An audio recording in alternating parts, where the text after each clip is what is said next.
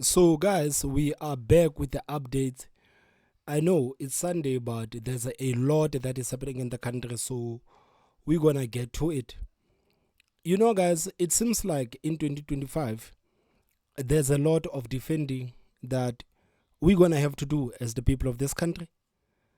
I think if there's one thing that many of us can actually agree on, is that this country of ours is under attack. And the most depressing part about the fact that this country is under attack is the fact that our government seems not to be on our side. The South African government that is supposed to take care of the South African masses, it is not on the side of the people of this country. I mean, you remember yesterday we were talking about the issue of the children of illegal immigrants being enrolled into our public schools without providing any some sort of formal documentation. I mean, it is so unfair to expect South African parents to provide some sort of documentation whenever they want their children to be enrolled in schools. But when it comes to the people that come outside of this country and the people that are in this country illegally, you say it is okay, you can bring your children here. You don't even have to provide some sort of documentation. I mean, guys, a lot of parents are not happy about what is happening right now. As we speak, they are parents that have not found schools for their children. So, if I was a South African government, I would actually be careful dealing with this issue, because right now you have a lot of people that are angry, and this issue, it is not making things any better. It is not making things better. If anything, it's making everything worse. I mean, just when we thought we were angry about that, there is a video that is doing the rounds right now on the internet. This is an altercation between a South African nurse and a Zimbabwean patient. This is a 6 or 7 second clip.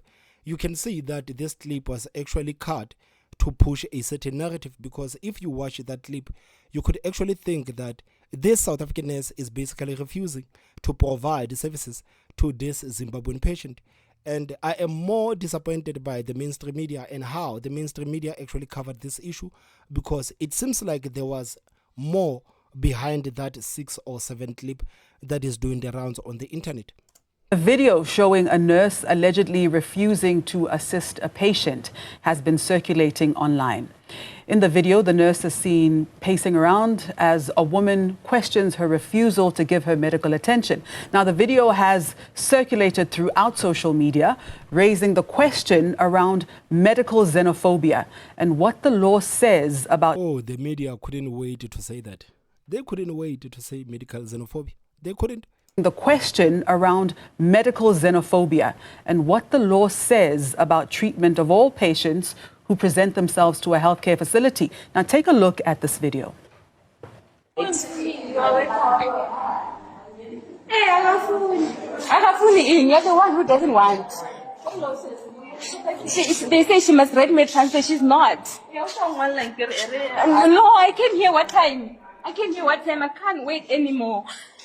I can't. Write me a transfer. Let me go to the doctor. Please. Shout as much as you want. Let everyone hear you. I won't write you. Take a pic here. I won't write you. Sue me. Post me. I'll sue out of you. I can't wait anymore. I can't. Write me a transfer. Let me go to the doctor. Please. Shout as much as you want. Let everyone hear you. I won't write you. Take a pic here. I won't write you. Sue me. All right, let's get a response to this now with Health and Allied Workers Indaba Trade Union Secretary General Lerato Mthunzi, who joins me on the line now. Good morning, Lerato. Thank you very much for joining us. First and foremost, what was your immediate and initial reaction to this video? Good morning, Ms. Chaba, and to all the viewers at home. I think initially when we saw the video, we thought, look, there's more to this than the small clip that we got. And we got our team on the ground to just, find out from obviously eyewitness and try and track this nurse ourselves. This is a clinic in Midrand in Halfway House, and I personally spoke to her just to understand what had actually transpired, what would lead to a person that's supposed to be in the line of duty, a professional, that understands how to treat patients would lose their cool like that to a point of, not actually caring about what happens next. And I think on our preliminary investigation, we have been informed that this is a patient that has been in the, uses the facility, and we have concluded that, to be honest, there is no issue of, Afrophobia, xenophobia, or just not wanting to treat our fellow South Africans.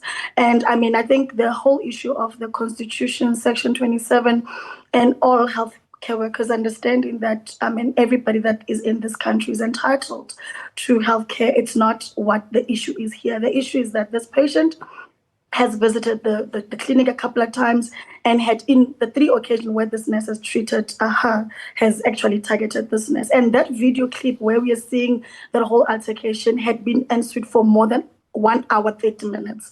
The sister in charge was aware of this, the colleagues were aware of this, and nobody had actually come to the rescue of saying, look, I'll take over this patient. You guys are having an unnecessary, to and fro. Other patients were also involved. And we've since also learned that this patient, and the patient that was also treated by the nurse that had to be removed from the room by this very patient, has also laid charges of even assault. The nurse was assaulted by this patient as well. We've learned there's a case, and we've spoken to also the police handling the case in this regard. So what we're seeing is just a reaction of the patient thinking, obviously, we are going to paint this particular nurse, and I'm going to make sure that she loses her job.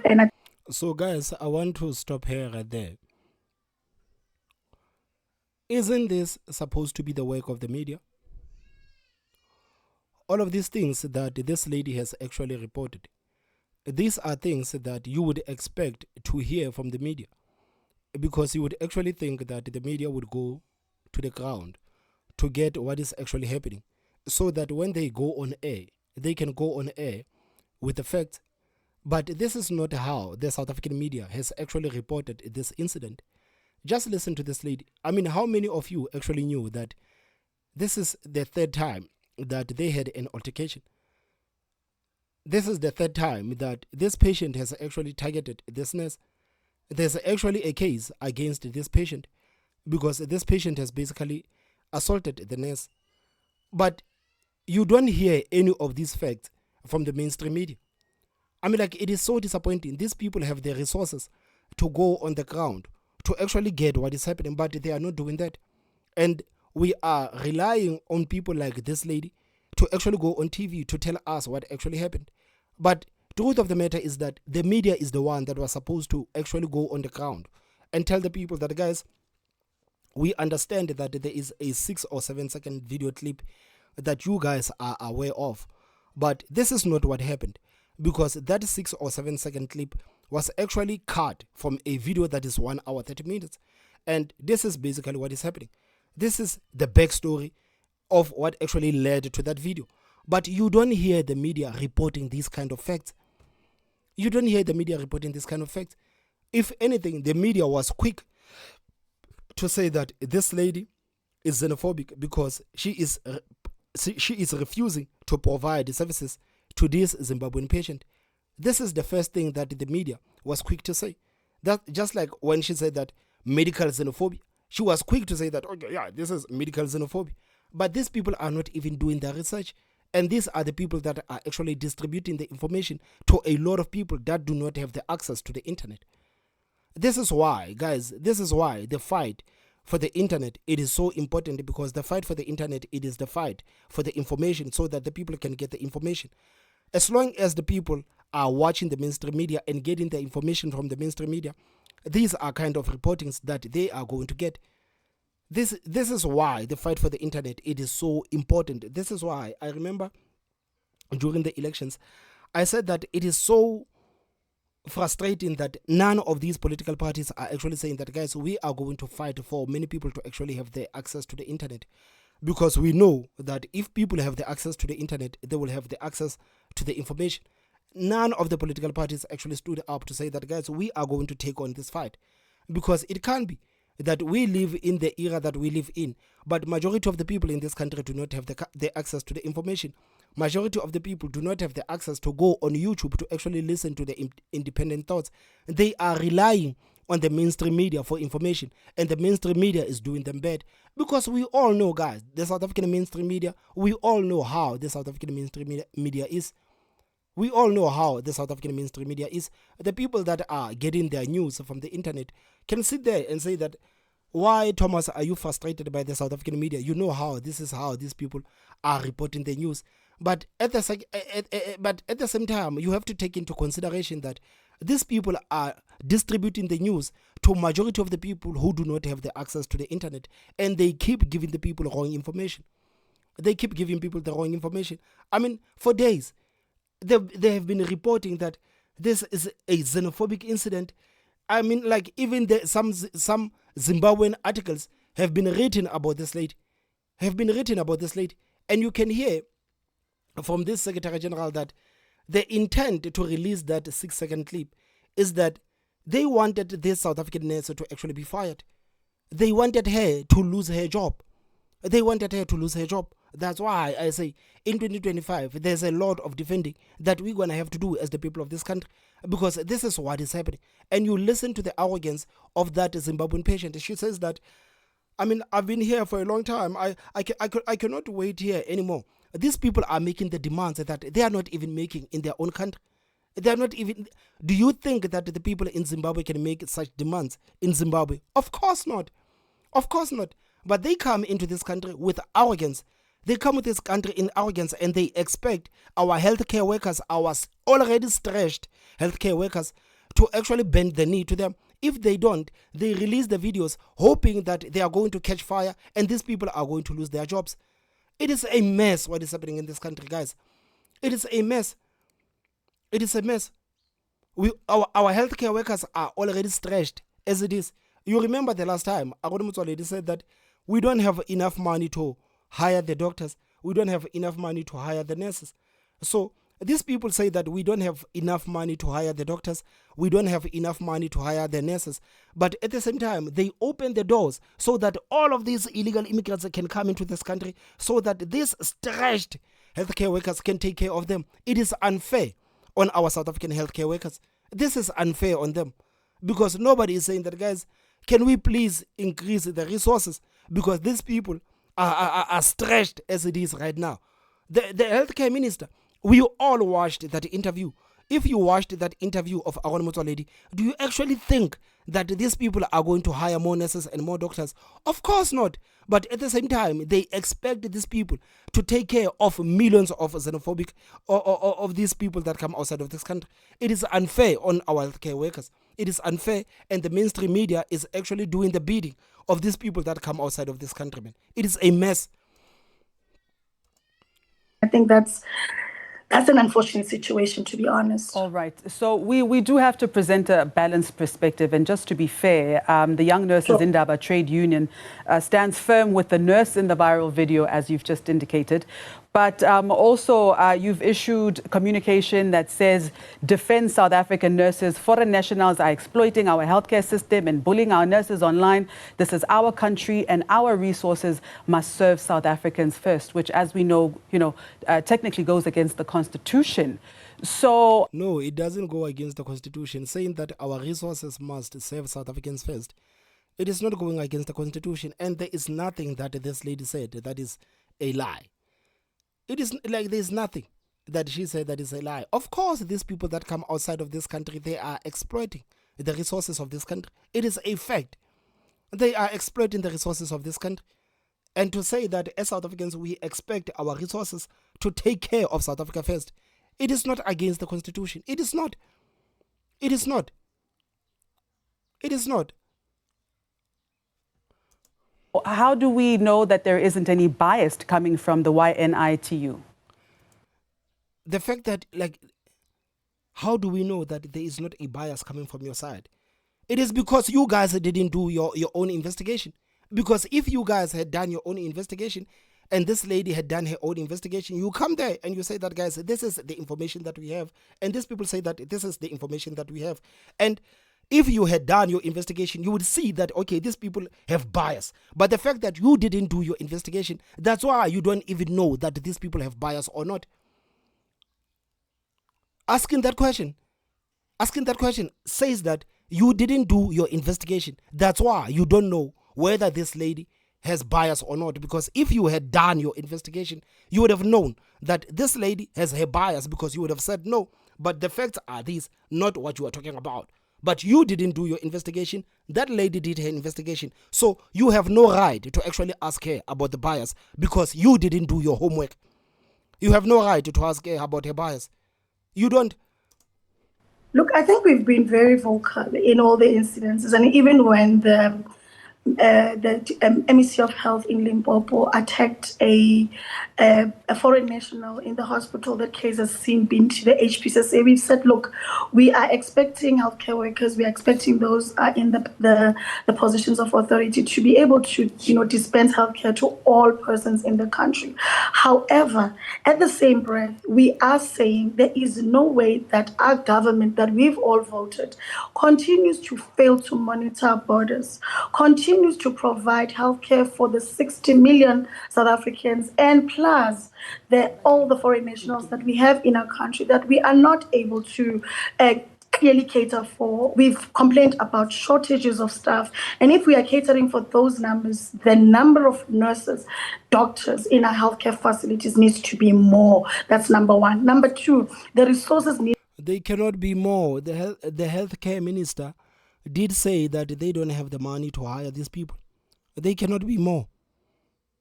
They cannot. That's why I'm saying it is unfair on our South African healthcare workers. It is unfair to expect this already stretched staff to take care of everyone. And you have the healthcare minister going on television to say that we don't have the money. That's that. I mean, the healthcare minister did say that the doctors, the nurses are just like any other people that are seeking for employment.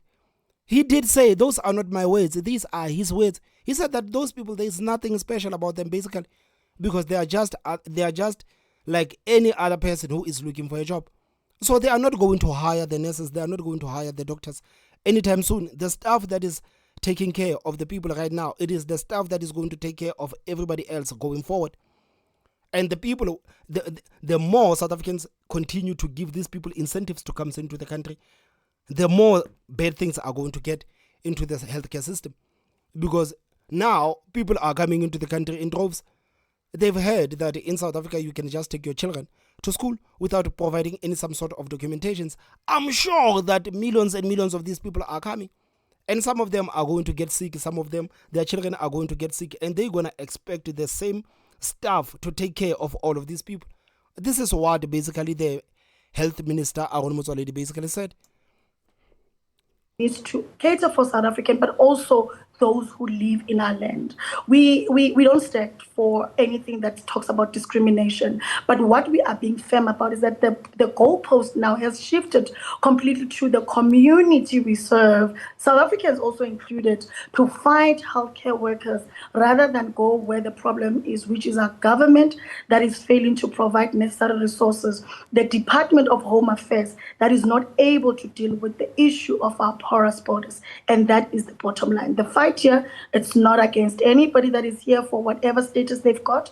It is the government, two departments particularly, the Department of Health as well as the Home Affairs Department. We definitely think that our healthcare workers are being overstretched and no one is actually talking to this topic. All right. Tell me about the planned march that is, you're in preps for that. When is it happening and what are your plans for that proceeding? Tomorrow in the morning, together with Progressive Forces, and this is an organization that is very vocal on ensuring that particularly the Department of Foreign Affairs, Home Affairs are held accountable in terms of, the influx of every person that is in the country, whether black, whether white. And I think we are just saying, look, we have to make sure, let's go to the hospital, let's engage management. Those who needs to respond, even the MEC of Health, needs to come to the party and tell us, why do we have two nurses that are seeing patients in this facility? Why are we getting community that is frustrated and taking their frustration out on healthcare workers? Why do we have one doctor that comes only on Tuesday in this clinic when this issue, this whole altercation can definitely be averted? So our standing in the gap is particularly to address the issues of resources, that is human resource, material resources, but at the same time address the issue of the community themselves, the community that the nurses are treating, and find a common ground. All right, I think that is very clear. Lerato, thank you so much for your time. I mean, like, it is so embarrassing how the media actually reported this issue, man. It is so embarrassing. Now, half of the people that actually saw that clip, they actually believe that this lady was being xenophobic towards this Zimbabwean patient, this arrogant Zimbabwean patient. Now, people who saw that clip actually say, "No, the South African nurses are horrible," because this is what the papers outside are actually writing, that the South African healthcare workers are being xenophobic towards their people, and this whole thing is being fueled by the media. It is absurd, man. It is absurd. Guys, please tell me what you think in the comment section. Don't forget to hit that like button, and the most important part, subscribe. My name is Thomas Mabaso. I will see you next time. Bye bye.